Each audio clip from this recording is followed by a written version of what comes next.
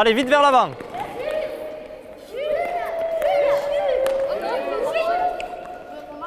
Allez, vite vers l'avant, vite vers l'avant.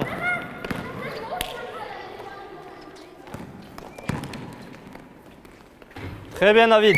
Super. Allez, Augustin, cherche un joueur tout seul.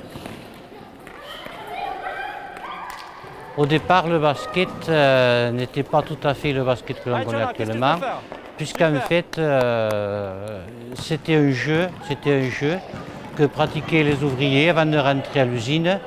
Ils lançaient des pelotes de tissu qu'ils avaient fabriquées dans un cerceau accroché à des poteaux de l'usine. Et petit à petit, donc, grâce notamment à un cadre de l'usine qui connaissait déjà le basket, qu'il avait connu à Vienne quand il était dans son école de formation, il a essayé donc d'initier tous ces gens à la pratique du basket.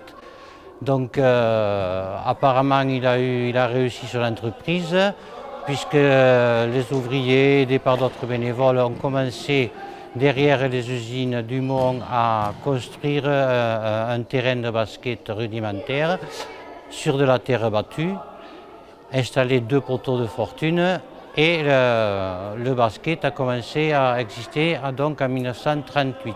Un des tournants du club a été en 1980 où les dirigeants de l'époque ont créé pour la première fois une école de basket qui s'adressait donc à tous les enfants de 5 à 18 ans. Et là, nous avons eu immédiatement un gros succès auprès de la jeunesse lavlanécienne. Nous avons vu un nombre important d'équipes se créer dans toutes les catégories. Je suis en emploi d'avenir depuis 2 ans au sein du Stade Lavlanécien Basketball. Donc cette année, le club compte 140 licenciés, répartis en 12 équipes. Donc il y a 4 équipes mini-basket, 6 équipes de jeunes et 3 équipes seniors. Mais il y a des dirigeants ou des entraîneurs incontournables qui ont agi pour le club pendant bien sûr, toujours pareil, sur le système du bénévolat et qui ont fait marcher le club des dizaines d'années.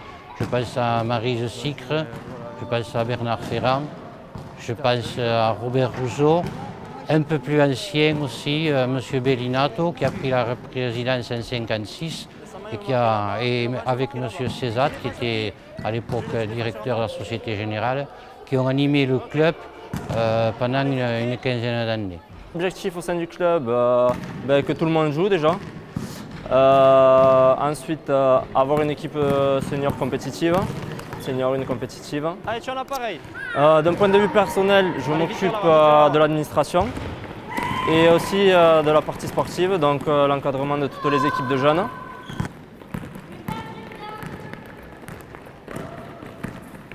Allez Augustin, qu'est-ce que je recherche?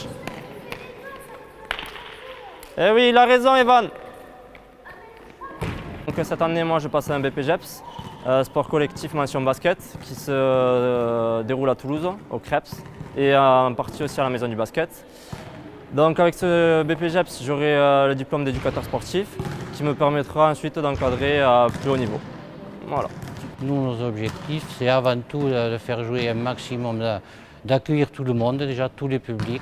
C'est pour ça que nous avons travaillé pendant plusieurs années aussi avec l'établissement spécialisé d'aide par le travail, avec les AT. Nous accueillons aussi des enfants handicapés, nous accueillons tout le public, garçons, filles, et nous essayons de les faire tous jouer. Voilà notre objectif. Et derrière tout ça, évidemment, un objectif éducatif à travers le sport. Nous sommes très attachés aux valeurs de citoyenneté, de respect. Et c'est à travers le basket, nous essayons d'inculquer ces valeurs à toute la jeunesse. Alors, moi je suis parent bénévole de joueurs de basketball. Je viens ici aider pour l'année aux entraînements le mercredi. Et le samedi, lors des matchs, j'accompagne une partie de l'équipe pour jouer leurs matchs, etc.